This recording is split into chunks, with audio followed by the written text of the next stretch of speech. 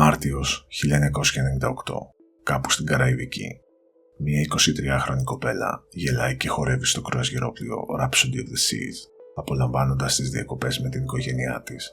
Όμως, πριν καν ξημερώσει, εξαφανίζεται από την καμπίνα τους. Τα παπούτσια της μένουν πίσω, ενώ τα τσιγάρα της λείπουν. Το κρουαζιερόπλοιο συνέχισε την πορεία του χωρίς εκείνη. Κανείς δεν την είδε να φεύγει και κανείς δεν άκουσε τίποτα. Χρόνια αργότερα, μια φωτογραφία από ένα σκοτεινό ιστότοπο της μοιάζει εκπληκτικά. Άραγε έπεσε στη σκοτεινή θάλασσα ή κάποιος την παρέσυρε στο άγνωστο. Αυτή είναι η απίστευτη υπόθεση της Amy Lynn Brandley και είναι ένα ακόμα dead end.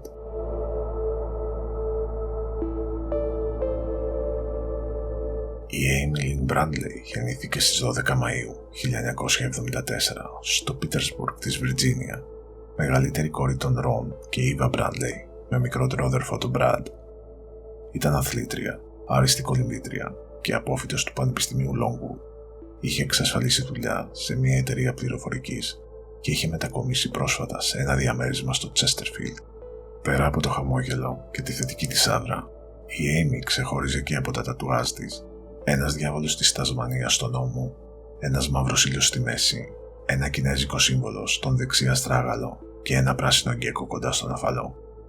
Παρά τις ικανότητές της στην κολύμβηση, είχε μια κρυφή φοβία για τις ανοιχτές θάλασσες.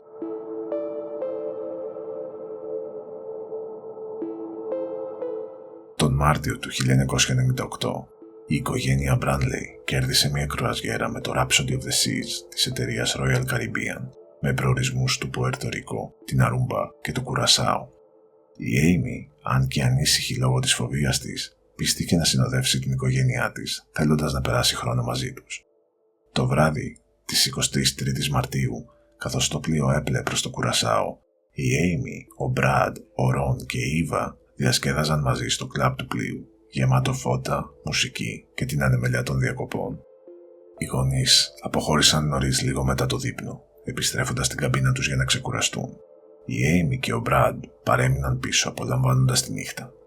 Η Amy, φορώντας ένα λευκό μπλουζάκι και σόρτς, χόρεψε στους ρυθμούς της μπάντας Blue Orchid με τον μπασίστα Alistair Yellow Douglas να της δίνει ιδιαίτερη προσοχή, φλερτάροντας έντονα, όπως κατέγραψε ο φωτογράφος του πλοίου Chris Fenwick γύρω στις 1 τα ξημερώματα. Λέγεται πως ένας σερβιτόρος πλησίασε την Amy και της έδωσε ένα σημείωμα, καλώντας την για ποτό στην ακτή του Κουρασάου, κάτι που ο Brad βρήκε περίεργο και ύποπτο, κάτι σαν να την παρακολουθούσαν. Η Amy κατανάλωσε αρκετά ποτά και ενώ το χαμόγελό της παρέμενε, φαινόταν κουρασμένη με τα μάτια της να βαραίνουν από το αλκοόλ. Στις 3:35 τα ξημερώματα, ο Brad επέστρεψε στην οικογενειακή καμπίνα, όπως κατέγραψε το ηλεκτρονικό σύστημα κλειδαριάς. 5 λεπτά αργότερα, στις 3:40, η Amy τον ακολούθησε. Καθίσαν μαζί στο μικρό μπαλκόνι της καμπίνας, κάτω από τον ήχο των κυμάτων και τον δροσερό νυχτερινό αέρα. Η Amy, καπνίστρια, κρατούσε τα τσιγάρα και τον αναπτήρα της, ενώ στη τσέπη της είχε περίπου $100 για μικροέξοδα. Συζήτησαν για τη βραδιά, με την Amy να λέει ότι δεν ένιωθε καλά, ίσως από το αλκοόλ ή την ένταση της νύχτας. Ο Brad, πριν πάει για ύπνο, της είπε «Σ' αγαπώ», αφήνοντας την να χαλαρώσει σε μια εξαπλώστρα στο μπαλκόνι, με το βλέμμα της να χάνεται στη σκοτεινή θάλασσα. Γύρω στις 5:30 το πρωί, ο Ρον ξύπνησε στη 1 και είδε την Amy στο μπαλκόνι. Ή μάλλον είδε τα πόδια της από το δωμάτιο, καθώς η γυάλινη πόρτα έκρυβε το υπόλοιπο σώμα της. Υποθέτοντας ότι ξεκουραζόταν, ξανακοιμήθηκε. Όταν ξύπνησε στις 6, η Amy είχε εξαφανιστεί. Η γυάλινη πόρτα ήταν μισάνοιχτη και τα παπούτσια της παρέμεναν στο μπαλκόνι, αλλά τα τσιγάρα, ο αναπτήρας και πιθανόν το κλειδί της καμπίνας έλειπαν. Ο Ρον, γεμάτος ανησυχία, άφησε την Eva και τον Brad να κοιμούνται, πηγαίνοντας μόνος του στους διαδρόμους του πλοίου για να την ψάξει, ελπίζοντας ότι ίσως είχε πάει για ένα πρωινό καφέ ή μια βόλτα. Όταν δεν την εντόπισε, επέστρεψε και ξύπνησε τη μητέρα της, εξηγώντας ότι η κόρη τους έχει χαθεί. Καθώς το πλοίο ετοιμαζόταν να δέσει στο λιμάνι του Κουρασάο, οι γονείς της έτρεξαν να ενημερώσουν το πλήρωμα, απαιτώντας άμεση δράση. Δυστυχώς, οι υπεύθυνοι του πλοίου καθυστέρησαν πολύ να αντιδράσουν και μια αίσθηση μυστηρίου μόλις ξεκινούσε να ξετυλίγεται.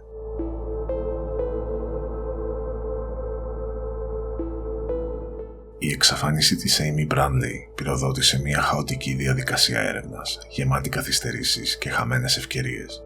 Καθώς το Rhapsody of the Seas είχε μόλις δέσει στο λιμάνι του Κουρασάου το πρωί της 24ης Μαρτίου, οι γονείς της Amy πίεζαν το πλήρωμα να κλείσει τις εξόδους και να ψάξει το πλοίο. Το αίτημά τους όμως έπεσε στο κενό, καθώς αρνήθηκαν να σταματήσουν την αποβίβαση ή να κάνουν μια άμεση ανακοίνωση. Η ανακοίνωση για την εξαφάνιση της Amy έγινε μόλις στις 7:50 το πρωί. Μέχρι τότε, εκατοντάδες επιβάτες είχαν ήδη κατέβει στην προβλήτα του Κουρασάου, μαζί με κάθε πιθανότητα να εντοπιστεί η Amy εντός πλοίου. Η πρώτη αρχή που κλήθηκε δεν ήταν το FBI όπως κάποιος θα περίμενε, αλλά η τοπική αστυνομία του Κουρασάου. Ο αρχηγός της αστυνομίας του νησιού, Ατζέρε Τζον Μένταρ, ανέλαβε αρχικά την υπόθεση, στέλνοντας ομάδες για έρευνα στο πλοίο και στα κοντινά νερά. Η έρευνα όμως ήταν περιορισμένη λόγω έλλειψης πόρων και της χαλαρής συνεργασίας με την εταιρεία του πλοίου, η οποία επέμεινε πως η Amy πιθανότατα έπεσε στη θάλασσα από το μπαλκόνι.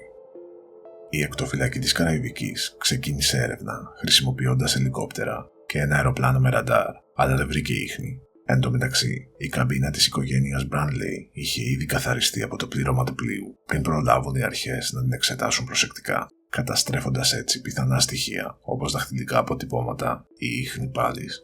Μόλις την επόμενη μέρα, στις 25 Μαρτίου, το FBI έφτασε στο Κουρασάου για να βοηθήσει την έρευνα, αλλά ο χρόνος που είχε χαθεί ήταν κρίσιμος. Οι πράκτορες ανέκριναν τον Alistair Yellow Douglas, τον βασίστα της μπάντας Blue Orchid, ο οποίος είχε χορέψει με την Amy και της είχε δείξει έντονο ενδιαφέρον. Ο Douglas υπευλήθη σε τεστ ανίχνευσης ψεύδους, αλλά τα αποτελέσματα ήταν ασαφή, αφήνοντας περισσότερα ερωτήματα παρά απαντήσεις. Μια άλλη επιβάτης, η Lori Thompson, που βρισκόταν στο πλοίο, κατέθεσε ότι είδε την Amy με τον Douglas σε ένα γυάλινο ασανσέρ μεταξύ τις 5 και 6 το πρωί, με την Amy να φαίνεται ήρεμη αλλά απόμακρη, σαν να μην είχε πλήρη συνείδηση που βρισκόταν και τι έκανε. Περίπου 15 λεπτά αργότερα είδε τον Douglas να διασχίζει το κατάστρωμα μόνος του, κάτι που της έκανε κακή εντύπωση.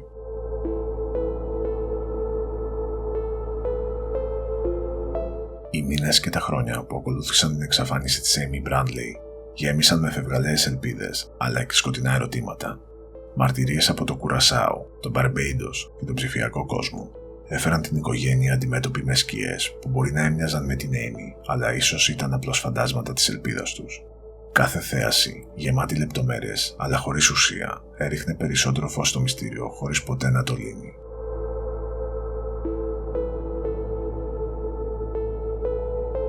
Λίγες μέρες μετά την εξαφάνιση της Amy, ένας οδηγός ταξί στο Willemstad του Κουρασάου ανέφερε ότι μια νεαρή γυναίκα με εμφανές τατουάζ στον ώμο πλησίασε το ταξί του κοντά στο λιμάνι.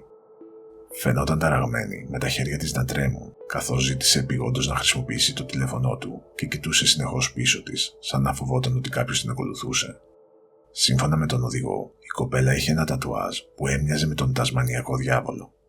Η περιγραφή ταιριάζε απόλυτα με την Amy, αλλά όταν η τοπική αστυνομία ερεύνησε, δεν βρήκε ίχνη της γυναίκας ή τηλεφωνικές κλήσεις που να συνδέονται με αυτή.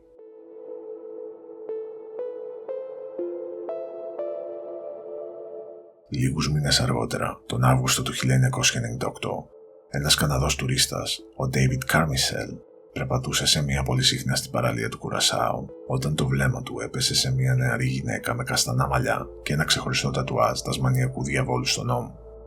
Στεκόταν κοντά στην ακτή, συνοδευόμενη από δύο άντρες με άγρια χαρακτηριστικά προσώπου που την κρατούσαν από τα μπράτσα.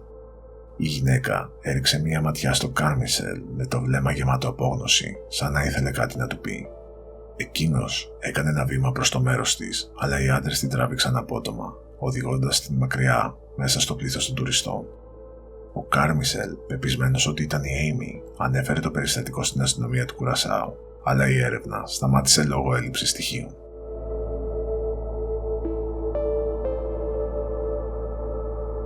Τον Ιανουάριο του 1999, ένας Αμερικανός αξιωματικός του ναυτικού, ο Bill Hefner, βρισκόταν σε ένα σκοτεινό δρόμο του Μπαρμπέιντος όταν μπήκε σε έναν οίκο ανοχής για να πιει ένα ποτό. Εκεί, μια νεαρή γυναίκα τον πλησίασε και με μάτια γεμάτα φόβο και απόγνωση, του είπε «Με λένε Amy Bradley» και ζήτησε βοήθεια με τη φωνή της να τρέμει. Ο Hefner πρόσεξε το τατουάζ της, έναν τασμανιακό διάβολο στον ώμο και ένα γκέκο κοντά στον αφαλό που ταιριάζαν απόλυτα με την περιγραφή της Amy. Προσπάθησε να της μιλήσει, αλλά ένας άνδρας εμφανίστηκε από το πουθενά, την άρπαξε και την οδήγησε σε ένα πίσω δωμάτιο. Ο Χέφνερ σοκαρίστηκε, αλλά ανέφερε το περιστατικό πολλούς μήνες αργότερα, φοβούμενος στοχοποίηση και συνέπειες για την καριέρα του. Παρ' όλα αυτά, πέρασε το τεστ ανίχνευσης ψεύδους, το οποίο επιβεβαίωσε την ειλικρίνειά του, όμως η καθυστέρησή του και η έλλειψη άλλων μαρτύρων μείωσαν την αξιοπιστία του.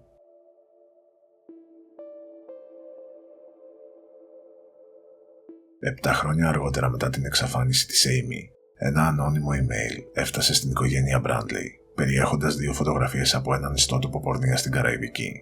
Η γυναίκα στις εικόνες, με το ψευδόνυμο Jazz, ποζάρει ξαπλωμένη σε ένα κρεβάτι, φορώντας εσώρουχα, με το πρόσωπό της να αποπνέει απόγνωση και κούραση. Το FBI ανέλυσε τις φωτογραφίες και κατέληξε ότι ήταν εξαιρετικά πιθανό να ήταν η Amy, αλλά μέχρι να ερευνηθεί από τις αρχές, ο ιστότοπος είχε ήδη κλείσει και οι έρευνες για την προέλευση των εικόνων οδηγήθηκαν σε αδιέξοδο.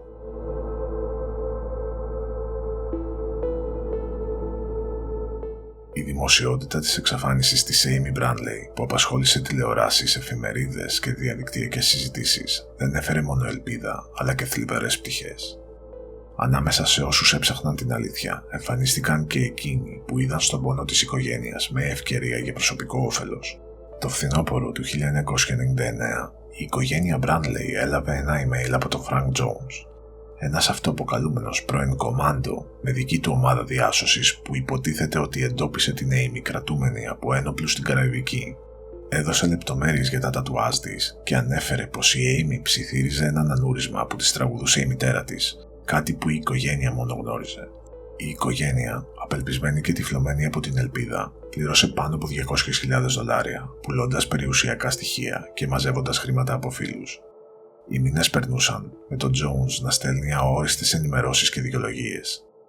Τελικά, η οικογένεια ανακάλυψε ότι ο Jones ήταν απατεώνας, χωρίς στρατιωτικό υπόβαθρο ή ομάδα διάσωσης, κάτι που τους κόστισε όχι μόνο χρήματα αλλά και την ψυχική τους αντοχή, αφήνοντάς τους με ένα ακόμα βαθύτερο πόνο.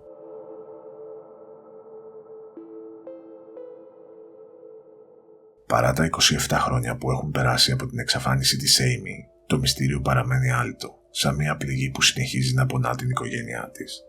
Τον Ιούλιο του 2025, το ντοκιμαντέρ του Netflix Amy Bradley is Missing αναζωπήρωσε το παγκόσμιο ενδιαφέρον, φέρνοντας την ιστορία σε νεότερες γενιές και κρατώντας την ελπίδα ζωντανή, έστω και αμυδρά ότι η αλήθεια μπορεί κάποτε να αποκαλυφθεί. Το ντοκιμαντέρ φέρνει το κοινό στην καρδιά της υπόθεσης με συναισθηματικές συνεντεύξεις και έντονες στιγμές. Οι γονείς της περιγράφουν το χαμόγελο και την αγάπη της για τη ζωή, ενώ ο αδερφός της, Brad, θυμάται τη νύχτα που την είδε για τελευταία φορά.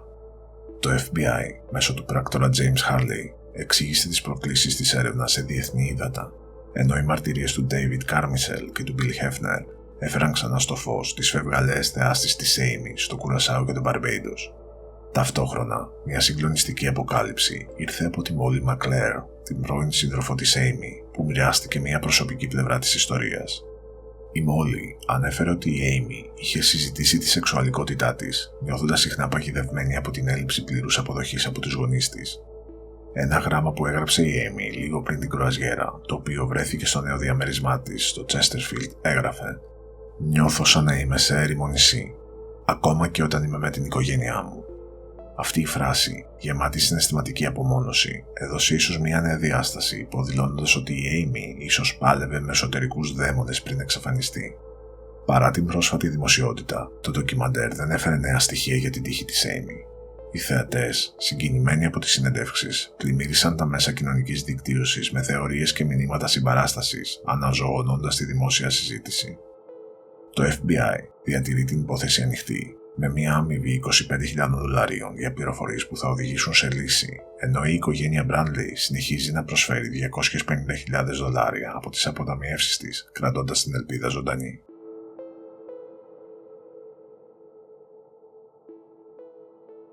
Η εξαφάνιση της Amy Bradley παραμένει ένας γρίφος που στοιχιώνει.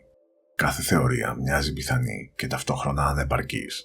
Από το ατύχημα στη θάλασσα μέχρι τις σκιές του τράφικινγκ και τις ύποπτες κινήσεις του πληρώματος, κάθε σενάριο αφήνει περισσότερα ερωτήματα παρά απαντήσεις, κρατώντας την αλήθεια κρυμμένη στα βάθη του μυστηρίου.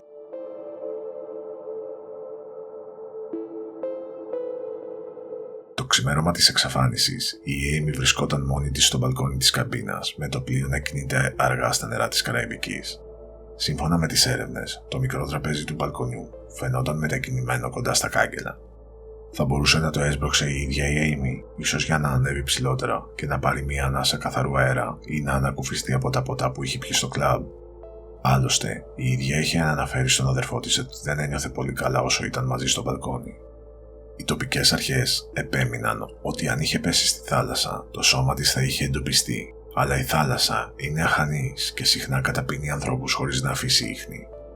Σύμφωνα με έρευνες που παρουσιάστηκαν στην εκπομπή Unsolved Mysteries, λιγότερο από το 30% των πτώσεων στη θάλασσα ανακτώνται. Η καμπίνα δεν έδειχνε σημάδια πάλης και οι κάμερες του Rhapsody of the Seas δεν κατέγραψαν την Amy να φεύγει από τις κυρίες εξόδους, κάνοντας την ιδέα ενός ατυχήματος αρκετά πιθανή. Παρ' όλα αυτά, δεν εξηγείται πλήρως το πώς η Amy, με εξαιρετική φυσική κατάσταση, θα μπορούσε να πέσει στη θάλασσα, ειδικά με τη φοβία της για το ανοιχτό νερό που την κρατούσε μακριά από επικίνδυνες κινήσεις. Ο πατέρας της δεν άκουσε τίποτα, ούτε έναν ήχο που να σπάει τη σιωπή της νύχτας, κάτι που θα περίμενε κανείς από μία πτώση.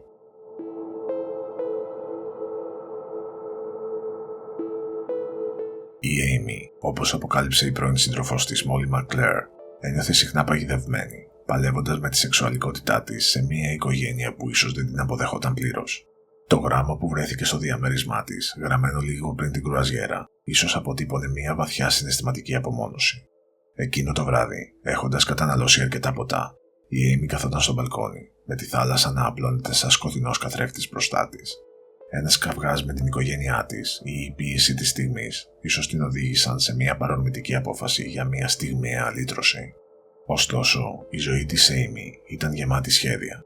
Η καινούργια της δουλειά στην εταιρεία πληροφορικής, το καινούριο της διαμέρισμα, όπως και τα όνειρα που μόλις ξεκινούσαν. Φίλοι και συνάδελφοι δεν ανέφεραν ποτέ σημάδια κατάθλιψης ή αυτοκτονικών τάσεων.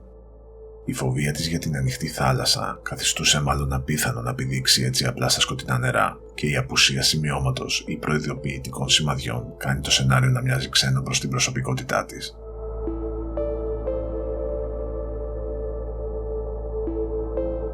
Το ξημέρωμα της 24ης Μαρτίου 1998, το Rhapsody of the Seas πλησίασε το λιμάνι του Κουρασάου. Η Amy, έχοντας χορέψει μέχρι αργά στο κλαμπ του πλοίου, είχε τραβήξει την προσοχή του Alistair Yellow Douglas. Ο Douglas, με το χαρακτηριστικό του χαμόγελο και την έντονη παρουσία, φλέρταρε επίμονα μαζί της, ακολουθώντας την από κοντά καθώς χόρευε. Σε συνέντευξη που προβλήθηκε στο ντοκιμαντέρ του Netflix, η κόρη του Douglas, Αμίκα, έριξε μια ανατριχιαστική σπόντα, λέγοντας ότι ο πατέρας της, μετά την εξαφάνιση, φαινόταν νευρικός και απόμακρος, αποφεύγοντας να συζητήσει την υπόθεση ακόμα και όταν η οικογένειά του τον ρωτούσε. Η μαρτυρία της, αν και δεν έφερε αποδείξεις, ενίσχυσε την ιδέα ότι ο Ντάγκλας ίσως γνώριζε περισσότερα από όσα αποκάλυψε. Η πρόσβαση του πληρώματος σε εναλλακτικές εξόδους έδινε τη δυνατότητα σε κάποιον σαν τον Ντάγκλας να οδηγήσει την Amy εκτός πλοίου, ίσως σε συνεργασία με άλλους δράστες όπως ο σερβιτόρος. Οι χαλαροί κανόνες του πλοίου, χωρίς ελέγχους στις εξόδους, η πλήρη κάλυψη από κάμερες και η καθυστέρηση της Royal Caribbean να δράσει, άφησαν ένα παράθυρο ευκαιρίας για να οδηγηθεί η Amy εκτός πλοίου, ίσως μέσω άλλης εναλλακτικής εξόδου. Η θεωρία της απαγωγής έχει ισχυρά επιχειρήματα και υποστηρικτές, κυρίως λόγω των πολλαπλών θεάσεων μετά την εξαφάνισή της. Παρ' όλα αυτά, δεν εξηγείται πλήρως το πώς η Amy απομακρύνθηκε από το πλοίο χωρίς να τη δει κανείς, δεδομένης της παρουσίας πολλών επιβατών, καμερών και το πλήρωμα στο λιμάνι. Ο Ντάγκλας πέρασε το τεστ ανίχνευσης ψεύδους με ασαφή αποτελέσματα, αλλά δεν βρέθηκαν συγκεκριμένα στοιχεία που να τον συνδέουν άμεσα με την εξαφάνιση. Επίσης, το σημείωμα του σερβιτόρου δεν οδήγησε ποτέ σε ταυτοποίηση και οι θεάσεις από τον οδηγό του ταξί, τον Καναδό Κάρμισελ, τον αξιωματικό Χέφνερ και την Τζάζ έμειναν χωρίς οριστική επιβεβαίωση. Η δημοσιότητα της υπόθεσης, με την οικογένεια Μπράντλεϊ να την ψάχνει με τόση ένταση, καθιστά την απαγωγή μιας Αμερικανίδας από κρουαζιερόπλοιο εξαιρετικά ρυψοκίνδυνη, αφήνοντας έτσι το σενάριο αυτό να κρέμεται ανάμεσα σε εικασίες και την ελπίδα ότι η Amy ίσως είναι ακόμα εκεί έξω.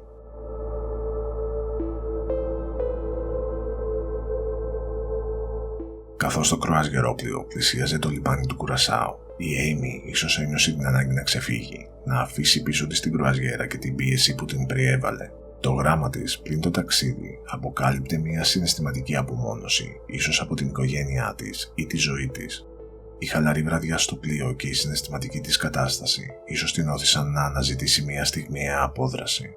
Παρ' όλα αυτά, η θεωρία αυτή παραμένει εξαιρετικά αδύναμη, καθώς δεν εξηγείται πως η Amy άφησε πίσω σχεδόν τα πάντα, ακόμη και τα παπούτσια της. Για να φύγει οικειοθελώς θα χρειαζόταν έστω τα βασικά: ρούχα, χρήματα και σαφή ένδειξη δυσαρέσκειας από τη ζωή της. Αντίθετα, η Amy μόλις είχε ξεκινήσει μια νέα δουλειά, είχε ένα νέο διαμέρισμα και σχέδια που δεν τέριαζαν με μια ξαφνική φυγή. Η απουσία οποιασδήποτε προειδοποίησης ή κάποιου σχεδίου καθιστά το σενάριο αυτό ελάχιστα πιθανό, αφήνοντας την ιδέα της οικειοθελούς αποχώρησης να μοιάζει με σενάριο φαντασίας παρά με ρεαλιστική εξήγηση.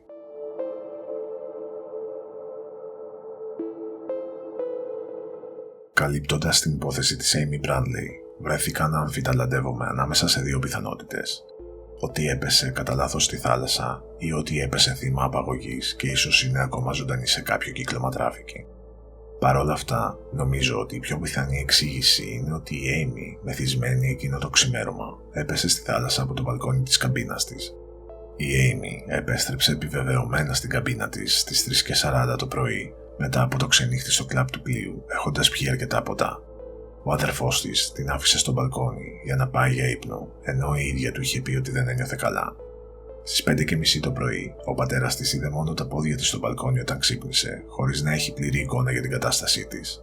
Μέσα σε μισή ώρα, η Amy είχε εξαφανιστεί και το τραπεζάκι που βρισκόταν στο μπαλκόνι της καμπίνας ήταν μετακινημένο κοντά στο χαμηλό κάγκελο.